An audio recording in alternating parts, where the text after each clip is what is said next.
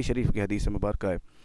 ایک اور حدیث مبارکہ عرض کرنا چاہوں گا، کسی نے بارگاہ رسالہ صلی اللہ علیہ وسلم میں عرض کی، یا رسول اللہ صلی اللہ علیہ وسلم، بیوی کا شوہر پر کیا حق ہے؟ تو سرکار دو عالم صلی اللہ علیہ وسلم ارشاد فرمایا، جب کھائے تو اسے بھی کھلائے، لباس پہنے تو اسے بھی پہنائے، اس کی برائی بیان نہ کرے، اگر کوئی کسی قسم کی غلطی کمی بیشی ہو جائے تو ہلکی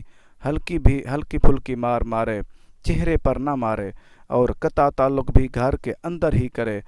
نہ کہ باہر۔ اللہ کے نبی نے فرمایا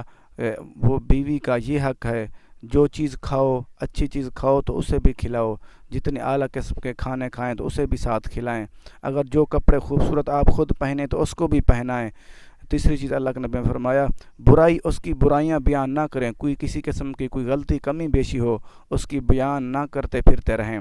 تو اللہ کے نبی نے فرمایا دوسری بات، بلکہ چوتھی بات یہ ہے، اگر کبھی اس سے کوئی غلطی کمی بیشی ہو جائے اس کو ہلکی تھوڑی بہت مار ماریں، یا کوئی کبھی بندہ تھپڑ مار دیا تھوڑا بہت، اور منہ پہ اللہ کے نبی نے فرمایا بالکل نہیں ماریں۔ اور کبھی اگر اس سے کوئی غلطی ہو جائے، اگر اس سے ناراض ہوں، قطع تعلق کریں، تعلق گھر کے باہر نہ کریں، گھر کے اندر ہی رہ کر صرف ناراضگی کا اظہار کریں لیکن باہر نہ جائیں تاکہ اس کو تکلیف نہ ہو اتنا دن۔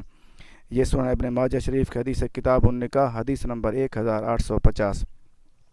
ایک اور حدیث مبارک عرض کرنا چاہوں گا، سرکار دو عالم صلی اللہ علیہ وسلم ارشاد فرمایا، جو شخص اپنی عورت کے نفقہ میں فراغی کرتا ہے تو اللہ تعالیٰ اسے قیامت کے دن غنی فرمائے گا اور جنت میں حضرت ابراہیم خلیل اللہ علیہ السلام کی دوستی عنایت فرمائے گا۔ دیکھو اللہ کے نبی نے فرمایا، جو اپنی عورت کے نفقہ کھانے پینے میں فراغی اچھی چیزیں لے کے آئے گا، زیادہ دے گا، تو اللہ تعالیٰ قیامت کے دن اسے غنی کر دے گا، وہ امیر ہو جائے گا۔ تو اللہ کے نبی نے فرمایا، یہ بھی فرمایا کہ جنت میں حضرت ابراہیم علیہ السلام کا دوست ہوگا۔ دیکھو کتنا بڑا انعام، اور پہلے بھی گھر میں بھی خوشحالی ہوگی جب بیوی کو کھانے پینے کی اچھی چیزیں دے گا، گھر میں اچھی چیزیں لے کے آئے گا اپنے بچوں کے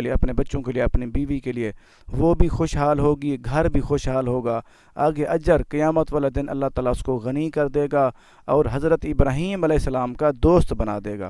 سبحان اللہ، یہ بخاری شریف کی حدیث ہے۔